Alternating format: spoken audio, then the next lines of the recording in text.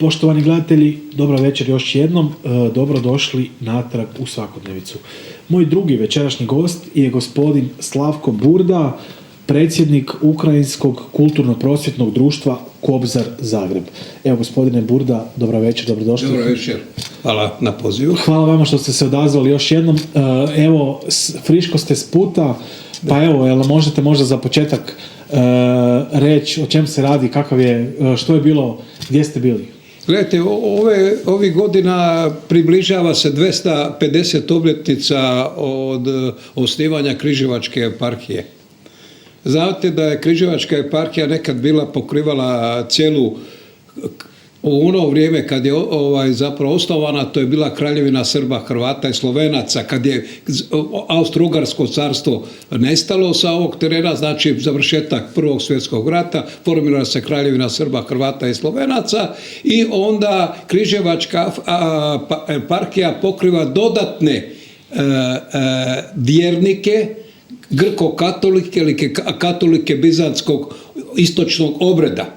To je se, na primjer, desilo tako da su 24. godine ušli Ukrajinci koji su bili već organizirani, imali svoju administraturu koja je odgovarala direktno rimskom prestolu, znači u Bosni i Hercegovini. Tu je jedna skupina ljudi, u to vrijeme već je narasla bilo do preko 10.000 ukrajinskih doseljenika, a isto tako priključena je i Makedonci, Kukuši, koji su bili isto tako katolici istočnog obreda i jedan dio Banata. A u formiranju same te Križevačke eparhije ušli su znači ovi Žumberčani koji su imali Marčansku uniju 1611. godine i imali su Rusini. U to vrijeme kad se formirala, kad je to Marija Terezija formirala 1777. godine, evo za 2-3 godine dolazi znači ta 250. obljetnica, onda su ušle jedne župe koje su bile u Vojvodini, u Bačkoj, to su bili Rusini i ovi Žumberčani ovdje Uskoci koji su imali Marčansku uniju, znači prestala je Marčanska unija koja je bila 1611. i onda je uključila ove grko-katolike ili katolike istočnog obreda iz Bačka, iz Vojvodine, koji su u ono vrijeme bili pod ostalim kaločanskim ili tamo mađarskim ingerencijom, isto sve pod Rim, ali je onda Marija Terezija napravila to zajedno sa vladom u Beču i u Budimpešti, napravili su drukčiji taj raspored te Križevačke eparhije. I tu su sada u toj Križevačkoj eparhiji, pored Žumberčana, koji su sudjelovali, imali svoje kao te episkope, biskupe, sudjelovali i biskupi koji su porijeklom bili Ukrajinci ili zapravo Rusini. To su bili Rusini i ja sam otišao, prvo bio na jednom seminaru u Križevcima gdje je bilo za nas ovdje organizirano uoči znači te 250. obljetnice, a druga je bila u Novom Sadu i u Ruskom Krsturu posvećena 150. obljetnici episkopa Dionizija, doktora Dionizija Naradija. I onda sam imao jedno izlaganje u Križevcima, drugo ovdje, a uglavnom se odnosilo o formiranju grko-katoličke crkve u Bosni i Hercegovini za Ukrajince, slično doprinos mitropolita Lavovskog Šeptickog za formiranje sami početak, zajedno sa arhijepiskom Sarajevskim Josipom Stadinom i banjalučkim episkopom Marijom Markovićem, a ovdje je bio jedan uskoro u isto vrijeme, jer Josip Stadler je umro 918. godine, dolazi do 1924. ukida se administratura u Bosni i Hercegovini i oni prilazi ove Križevačke eparhije, znači svi Ukrajinci grko-katolici u Bosni, prilazi ove Križevačke eparhije, a u to vrijeme je bio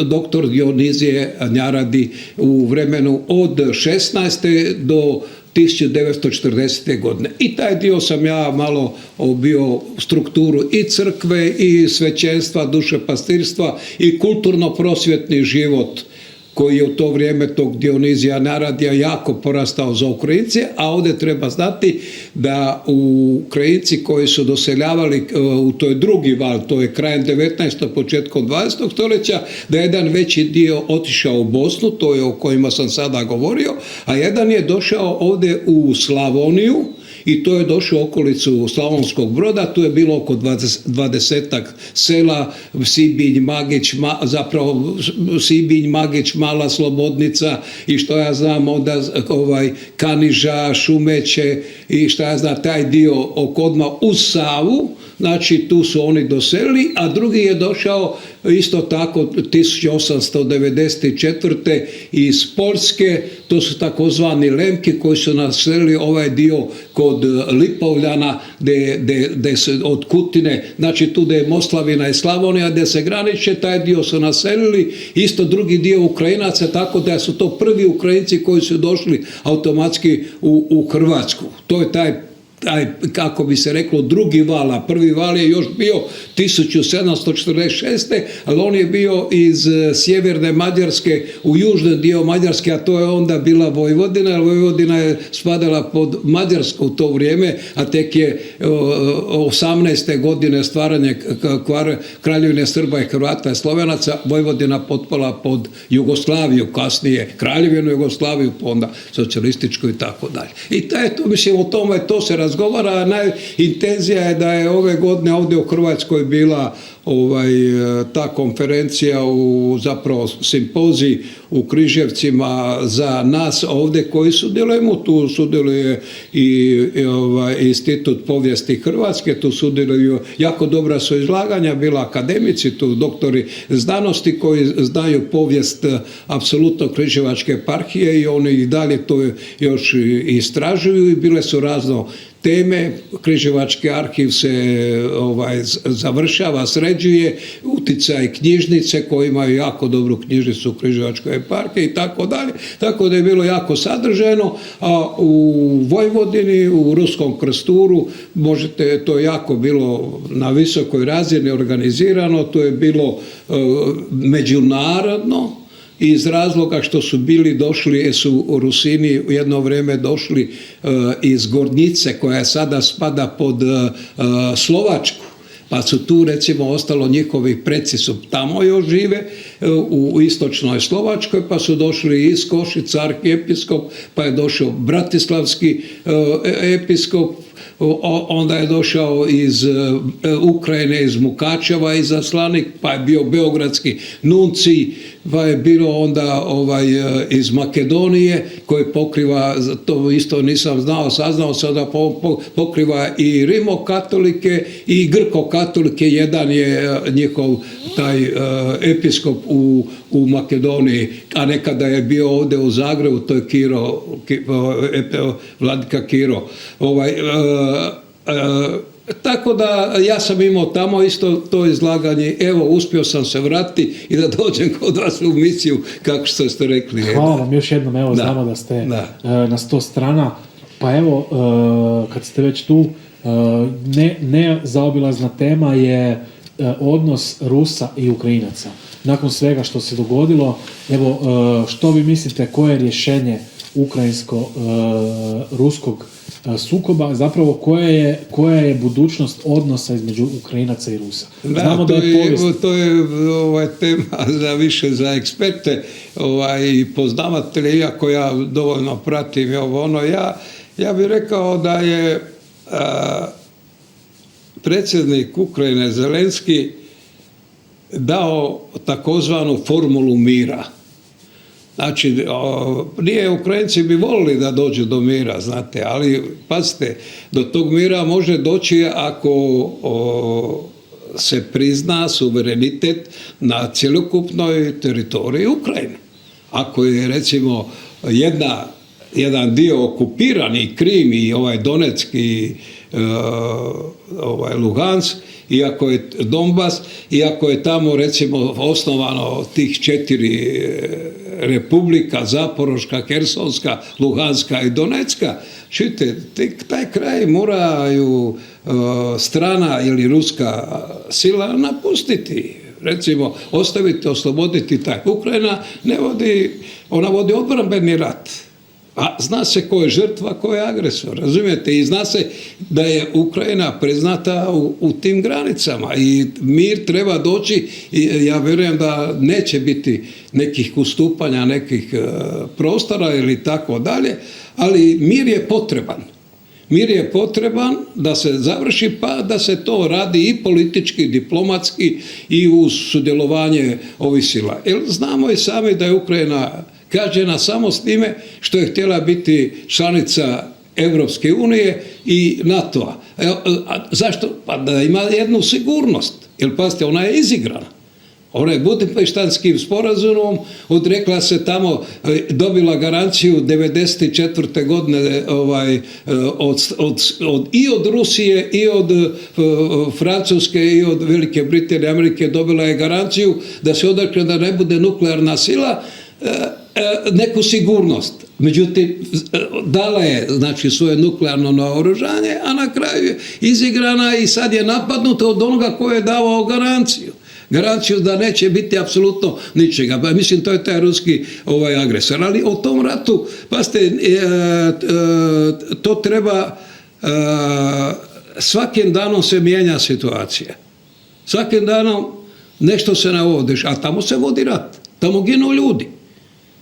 I znači tamo ginu ljudi i to treba jednostavno, ja kao pacifista, nisam, razumijete, onako kad razmišljam, mislim rekao da to treba jednom zaključiti na jedan način, jer pazite, u Ukrajini već svi razmišljaju o tom miru. Vi imate danas oko 6 milijuna ljudi koji su van Ukrajine. Razumijete, po cijeloj Europi i svijetu, na svim kontinentima. Razumijete, taj narod se treba vratiti, znači treba reći razmišljati o miru, o budućnosti i tako dalje. Ali mi vidimo da kako se situacija iz dana u dan mijenja, razne, mislim i na vojnom polju se mijenja situacija, a mijenja se situacija i u pregovorima, u toj diplomaciji i tako dalje, dolaze do različitih mišljenja. Najsretnije bi mi bili da se bude mir i da Ukrajina dobije one granice koje je svoje imala i da se krene ka nekoj, što ja znam, i da recimo ako je Ukrajina slobodna zemlja i ako ona ima pravo izbora, onda nema niko od njoj da kaže da li će ona biti članica Europske unije ili neće. To je njeno potpuno samostalno pravo. Isto tako da ima neku sigurnost je da bude u euroatlantskoj toj agregaciji u NATO, da ima neku određenu garanciju sigurnosti da opet ne dođe do neke ponovne agresije. Jer pazite, ta problematika s Rusima, ona je 300 godina. Pazite, 300 godina taj problem se rješava, pa i kad smo bili u tom Sovjetskom savezu, to isto bilo problema raznih, da ne govorimo, čuli ste o gladomori, o holodomoru koji je bio, 3 gladi su veliki Ukrajini bili u najvećoj žitnici Ukrajine, pa su stradali oko preko 5 do 10 milijuna ljudi je stradalo, od toga jako veliki broj djece je isto umro od gladi, gdje u kako bi se reklo, najplodnije raste žita i žitarica na najplodnijoj zemlji, jednoj poljoprivrednoj, agrarnoj zemlji što je bila Ukrajina. Recimo gdje je bilo kruha, nije se moglo od toga, a vidite, to je možda gore nego u rat daje. Umirati od gladi je gore nego voditi rat, razumijete? Da ne govorim o tome, čuli ste za holodomor i hvala Bogu što je ove godine i prošle godine odmah prepoznala i hrvatski parlament i što je priznao da je to genocid učinjen nad ukrajinskim narodom, a ovo sada terorističko, ovo što se dešava, imperijalni zahtjevi ruske agresije, razumijete, da ponovo zaživi na nekoj određenoj teritoriji. Iako je u Ukrajini znalo se da ima do 10 milijuna Rusa da žive tamo. i znalo se da ima da se rabi i koristi ruski jezik 300 godina i da se koliko puta radio zabranjeno na ukrajinskom jeziku. Ali gledajte, morate razumjeti to kako da u jednoj državi i državni jezik i bilo koji drugi jezik bude strani jezik. A to je jednostavno vi znate da smo mi imali ovdje automatski u Hrvatskoj hrvatski jezik, to apsolutno neosporno, ima jezik manjina, ali hrvatski jezik državni službeni jezik i on tako mora biti. Ukrajina isto to htjela, ona je priznala jezike manjina, isto kao ima tamo jako puno manjina, preko 100 manjina. Ukrajina je ogromna zemlja i ona je priznala manjinama, isto kao što smo i mi ovdje u Hrvatskoj priznali manjinama. Ali kod nas recimo, znamo recimo bilo koja manjinac, evo ja kao manjinac, recimo govorim hrvatskim jezikom što je sasvim normalno. Razumijete? I apsolutno nikad ne bi stavio problem zašto je hrvatski jezik, a nije moj ukrajinski ili što ja znam. Mislim, čisto kad radimo neke određene komparacije i one su dobre. Međutim, ja puno tih stvari koje su, ali to što je izvršena agresija, totalno izmišlja, apsolutno to ne ono što je sa ruske strane rečeno i govoreno nije točno i nije u redu. A to je cijeli svijet prepoznao. Ok, evo vi ste predsjednik društva Kobzar već dugi niz godina, pa čak i od rata u Hrvatskoj radite na očuvanju ukrajinske kulture, tradicije u Hrvatskoj.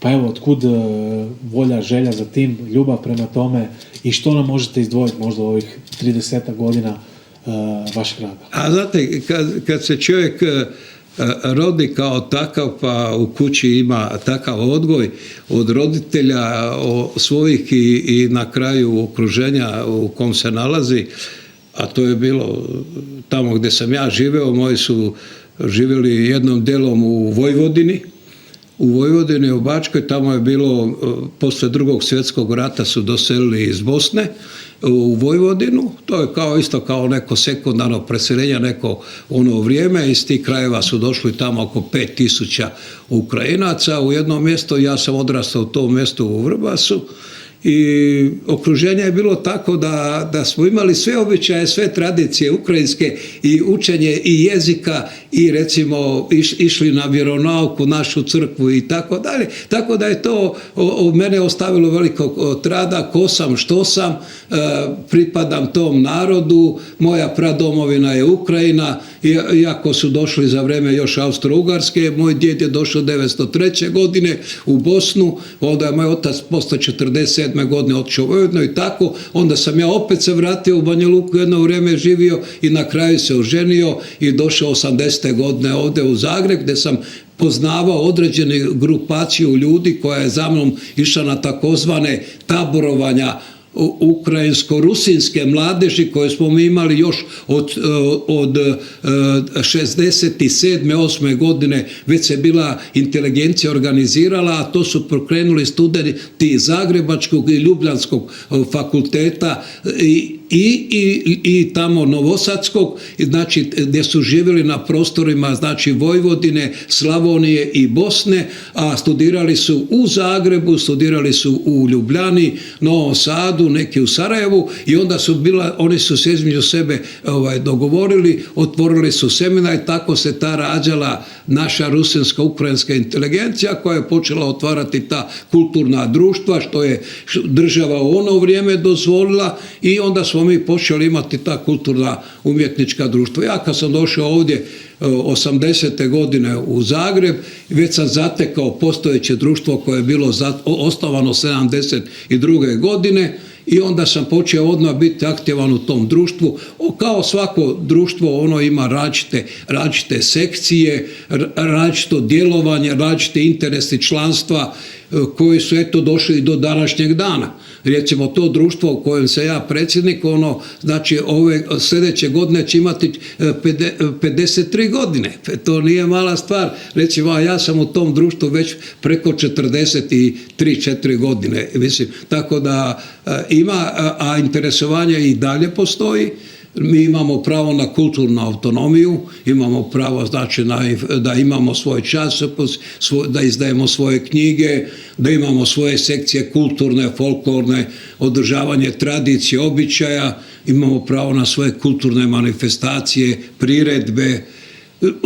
S nama su zajedno, u našem društvu djeluju i Hrvati i druge nacionalnosti, tako da recimo popunjavamo a recimo dešava se da imamo i međunarodno okupljanje, da idemo mi u goste nekima, da nama drugi dolaze i to na jedan način stvara taj jedan, kako bi se reklo, širok i druženje i njegovanje kulture i svega ostalog što je potrebno za očuvanje svog kulturnog pa nacionalnog pa čak i vjerskog identiteta apsolutno onome kome ti pripadaš i hvala i Hrvatskoj državi i vlastima što isto to nama omogućila da mi možemo njegovati svoju kulturu, razvijati se i čitati i pisati na svom jeziku, imati svoje škole, imati svoja kulturna društva, imati svoje institucije.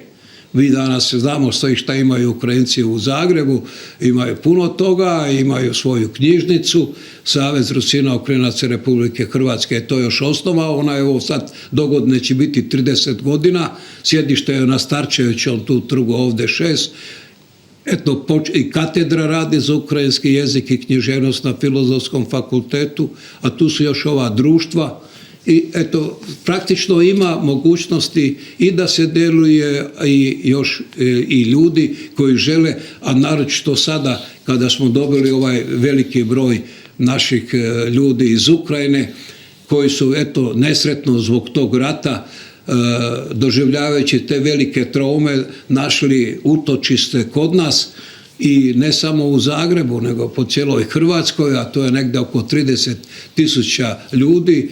Tu su žene, djeca, uglavnom koje traže recimo na jedan način za ovo vrijeme, ovo je već 3. godina, oni se pomalo integriraju, s nama provode dane koje je zainteresiran za kulturni život, a imaju već i svoje samostalne organizacije, bave se i humanitarnom pomoći jer imaju osjećaj prema svojima koji se još uvijek nalaze u Ukrajinu. Tu su i te humanitarne organizacije kao recimo Dobro Dobrin koja enormno pomaže i uključuje se u svekoliko onu pomoć što Hrvatska daje. Ja znamo koliko je Hrvatska, zahvaljujući baš potpisanom sporazumu između Ukrajine i Hrvatske i razumijevajući ovaj rat iz razloga što je i sama doživjela svoj domovinski rat i ona iz tog razloga ima veći senzibilitet prema Ukrajini i poštivanje vladavine prava i onoga svega što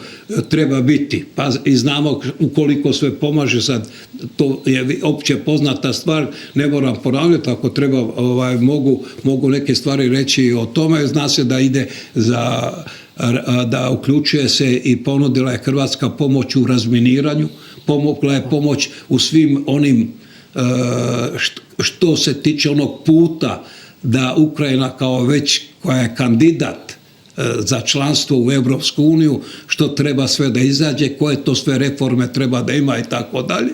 Drugo, još jedno ima veoma, tu je tehnička pomoć s jedne strane, to je sasvim nešto drugo koje ide i vojna od strane naše, recimo znamo da je Hrvatska odmah nakon ovog velikog sukoba u 2022. godini odmah donijela deklaraciju u Ukrajini. A ove godine znamo da je bio summit u Dubrovniku za te istočne, da je prvi put predsjednik Zelenski bio u Dubrovniku i drugo znamo da je tu tada naš predsjednik, premijer vlade, gospodin Plenković potpisao suradnju između Hrvatske i Ukrajine gdje je još jedan član recimo koji govori o tome da Ukrajina zapravo da će Hrvatska pomoć Ukrajini da se donese ovaj tribunal, sud i da se osude ti koji su činili tu agresiju i ti glavni koji su to činili na Ukrajinu i tako dalje. A što se tiče suradnja postoji već u svemu, jer znamo da je 1991. godine 5. prosinca Hrvatska priznala neovisnost Ukrajinu, a da je Ukrajina priznala 1991. godine priznala Hrvatsku kao prva članica Organizacije Ujedinjenih naroda, što je veoma bitno. I tada je počelo, znamo sve kako, koje već poslije su priznali ove članice Europske unije i tako dalje, sada ne ulazim u to, znamo šta se sve odigravalo. I sada uz tom već otvorenju diplomatskih odnosa između Hrvatske i Ukrajine došlo je do dobre suradnje i u gospodarstvu, i u znanosti, i u kulturi. I sada kad je ovaj rat, i onda recimo Hrvatska već na jedan način kad dođe do obnove u energetici, recimo u svemu tome su postižu određeni dogovori, formirane su odbori koji to između Ukrajine i Hrvatske dogovaraju i tako dalje. Tako da je ta suradnja, zahvaljujući tom potpisanom sporazumu i onda početom kad znamo da smo imali i mi prvi Krimsku platformu ovdje prije 3 godine ovdje u Zagrebu organizacija i tako dalje. Tako da je svijet zna i prepoznao Hrvatsku kao jednu zemlju koja je dobro zna šta to ima senzibilitet prema Ukrajini i rješavanju tog pitanja. A drugo, ne samo da je to učinila vlast, nego i narod. Kod nas nema jednostavno gdje nema već Ukrajinca od tih gdje su naseljeni. Pazite, to je veliki broj već, nas nije bilo starosedeoca puno, ali bilo nas je. A sada, recimo, s ovim njihovim dolaskom od Istre, od tamo skroz Splita, Dubrovnika, tu svugdje ima njihova osjeća se aktivnost. Tu su razne izložbe, razna događanja, recimo, onda se, recimo, njihova ta integracija, onda učenje hrvatskog jezika, učenje povijesti, uz očuvanje normalno svog identiteta da su pripadnici ukrajinskog naroda i tako dalje. Onda, recimo, imamo cijela Slavonija, isto tako. I Zagreb, da ne govorimo, tu nemate dana da nema neke aktivnosti. Ima nekoliko društava, ali nema dana da se nešto nije čulo u Ukrajini, da se nešto nije neka manifestacija, priredba, nastupi ili u Etnografskom muzeju, pa onda recimo i u Kljajićem je bilo dvorima. Nema gdje mjesta i na kom prostoru. Tako da je osjećaj prema Ukrajinci senzibilitet i naroda i svih onih u Hrvatskoj, bilo koje, kako bi se reklo, da li je kultura, da li je umjetnost, da li je gospodarstvo, bilo šta ima se osjećaja prema tome. Ok, evo gospodine Burda, stigli smo polako i do kraja naše emisije. Nadam se da ste zadovoljni svojim izlaganjem. Hvala vam što ste još jednom izašli nama u susret i bili naš gost i podijelili ove iscrpne informacije s nama.